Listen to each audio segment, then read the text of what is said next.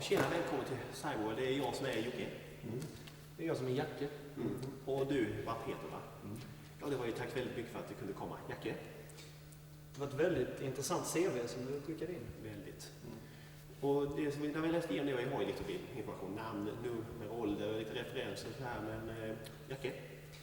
Kan du berätta lite mer om dig själv, Jocke? Vad har du gjort lite mer innan och tidigare så här liksom? Lite hobbyintressen kanske?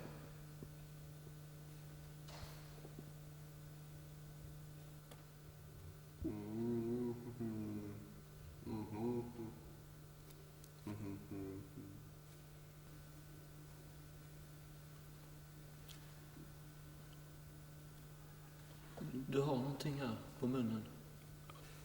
Man hör inte riktigt vad du säger. Ner. Lite upp, lite upp. Där. Där, ja.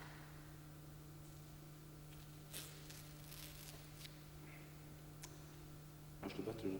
Det hörs betydligt bättre nu. Mycket bättre. Bra.